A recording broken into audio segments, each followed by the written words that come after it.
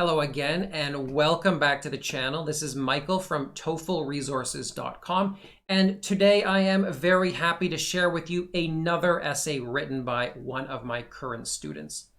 I should mention that if you want to have your essay checked and evaluated and scored just like this student, you can do so by signing up at the link I will leave in the video description. Let's get started on this one though. Now, this essay would probably score about 22 points.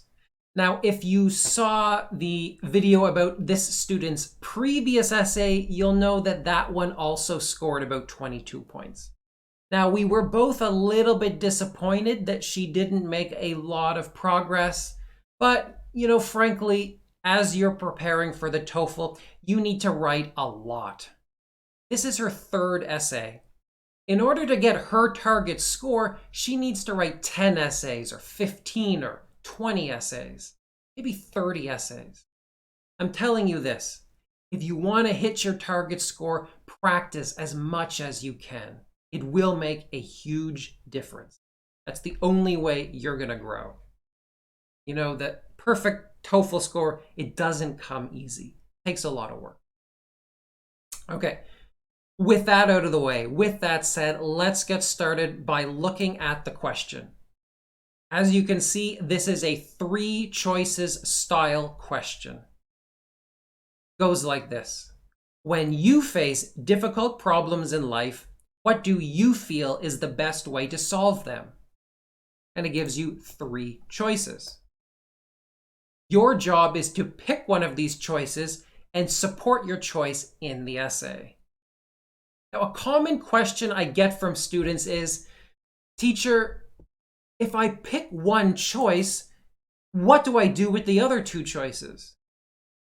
Well, to be honest, it's totally okay to pick one choice and to totally ignore the other 2.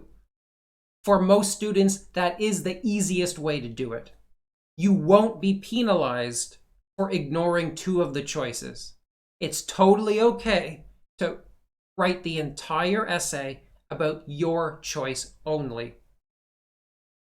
Now, this student referred a little bit to one of the other choices in her essay. That's okay too, and you'll see how she did it in a moment. But keep in mind, it's not mandatory. Oh, I also want to mention about the 3 choices style question. This one isn't always referred to in popular textbooks. I don't even think the official guide has a single example of the 3 choices question. So,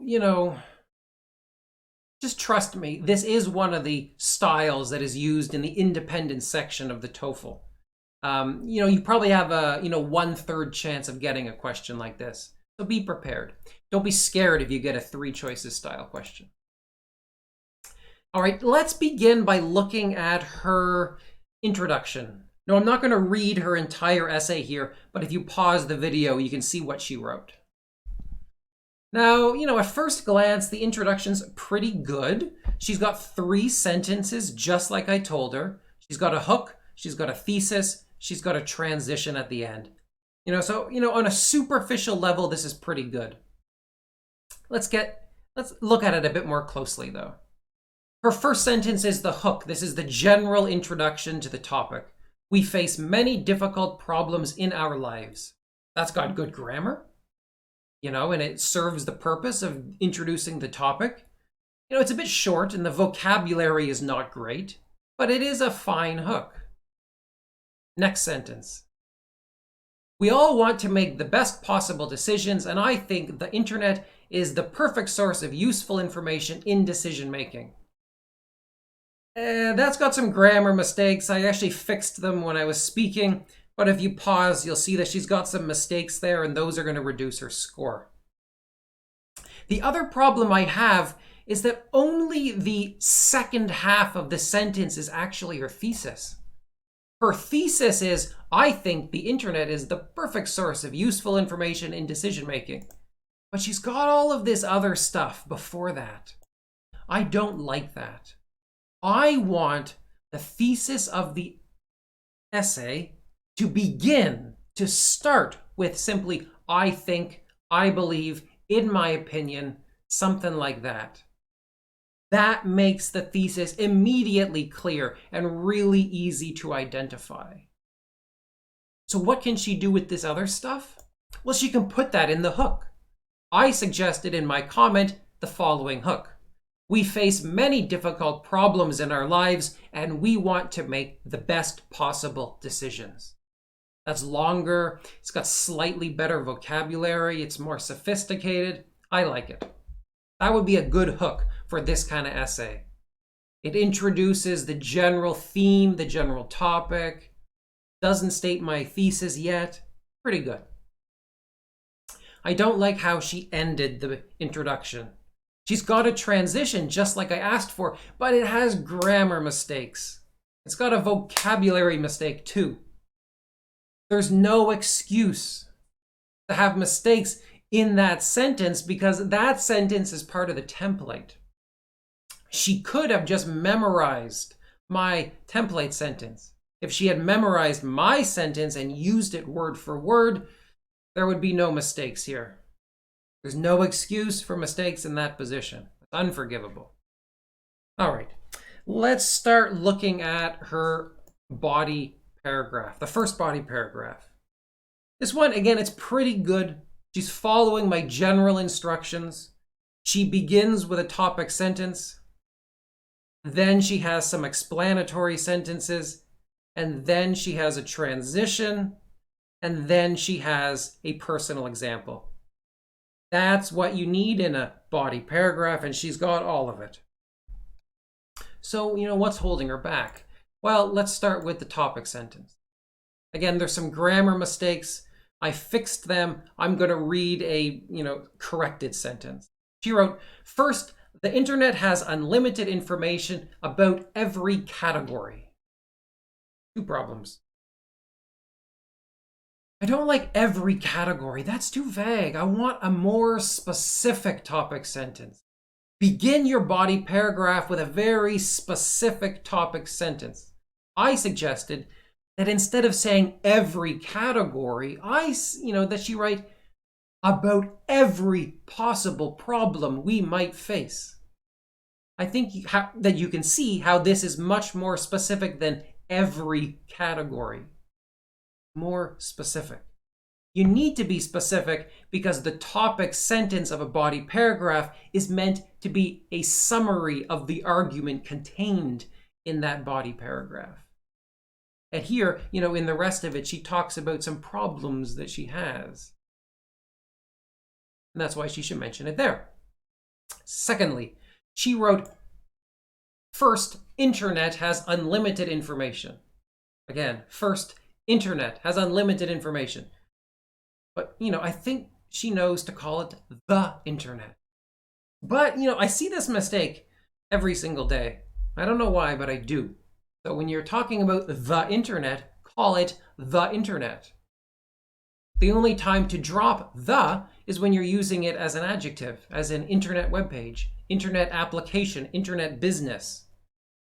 But if it's a noun and you're talking about the internet, you damn well better call it the internet. Okay, so moving along. So as you can see, she's got some explanation sentences. She's got 2 sentences here. I think that's exactly what I told her to write, so that's pretty good. I made a comment about commas. Commas are hard. Even native speakers mess up with commas a lot. And the reason is there aren't always rules that you can follow when you're using commas. Sometimes you have to take your best guess. And so as a general suggestion, I told her, if you've got a conjunction like but, and, so, for, specifically a coordinating conjunction, but I hate turning these videos into grammar lessons. If you've got a coordinating conjunction and it's separating 2 clauses, and one or both of the clauses is fairly long, put a comma before that conjunction. What do I mean by long? More than 5 words, I guess. And so here, this conjunction is like, 8 words, and this one is like 7 words. So, put the comma there. It's a good general practice. Moving along with the rest of her body paragraph, she's got a transition, just like I asked for, but once again, the transition has grammar mistakes. And yeah, it's got like 2 grammar mistakes. And once again, she could have just memorized the transition in my template, and then she would have had 0 mistakes. She didn't do that. That's, those are 2 mistakes that really shouldn't be in this essay, because, you can just memorize something. You don't even have to memorize the one in my template. You could just create your own template, give it to a teacher and say, is this correct? Then you could memorize your own template and use it every single time without mistakes. Keep that in mind. That's the value of a template. Either one that you create or someone that creates for you. All right, and then after that, she's got a long personal example. That's what I like to see, a good personal example. But here's a comment I made last time as well. If you want to make your personal example a little more sophisticated, begin the example by setting the stage. That is, telling me when it takes place. So she wrote, when I was uncertain about what to major in, but I wanted her to instead say 10 years ago, when I was uncertain about what to major in, or 5 years ago when I was uncertain about what to major in, or even just a long time ago when I was uncertain about what to major in, or, when I was young and I was, you know what I mean. I like to have the stage set. This increases your range of vocabulary. It increases your grammatical complexity a little bit. It gives your example better flow. And it's easy. If you're talking about an example from the past, you can just about always do something like this. Sometimes you're talking about the present, so you can't do that. But if the example is about the past, do that, please. All right, moving along with her example. Let's see what I want to mention. Just give me a moment here. Here's another mistake I see. I see this one quite a lot. She wrote, my parents and teachers graduated the universities. I do see that one quite a lot. Keep in mind that we graduate from universities, right? Sometimes I get from a student, I graduated university. Well, no. Remember that you graduated from university. Graduate from. This is a mistake I see quite a lot. Not only because, it's a common mistake for students, but these essays are often about topics related to university. And personal examples are often about their time at university. So make sure you know how to talk about university properly. Here's another mistake I see quite a lot. Graduated from university long time ago. Remember the article. You're always saying, a long time ago. A long time ago. It's a mistake I see probably once a day as well. Moving along to the end of her personal example, she wrote, so I could make better and braver decisions based on what I learned from the internet. That's fine, but never start a sentence with so. I want you to use as a result. Never start a sentence with so. According to my research, that is something which is punished specifically by the TOEFL e-rater software, which judges you. Never start a sentence with so. Never start a sentence with but. Never start a sentence with and. Grammatically it might be okay, but according to ETS it looks bad, and if you do it enough, it will draw a penalty, as far as I can tell. Okay, moving along here to the second body paragraph. It starts with a topic sentence, which I like. Well, I have a problem I'm going to mention at the end. It has some explanatory sentences. And then it has a example from her life. Now, there's a few things I want to talk about. She's got some grammar and word choice problems here. In these videos, I don't talk about grammar quite as much, and since we're on the second body paragraph and this video is quite long, I want to focus more on her arguments and on her structure. So, here is her topic sentence. Secondly, she made that mistake. Secondly, the internet is the cheapest and most effective way to get or develop a good idea. That sounds really, really good. Grammar is great, except for that one little error. But here's the problem. She wrote that it is the cheapest. She wrote that it is the cheapest way. But in the whole rest of this body paragraph, there's nothing about cost. There's nothing about money. There's nothing about the internet being cheap. That's a problem.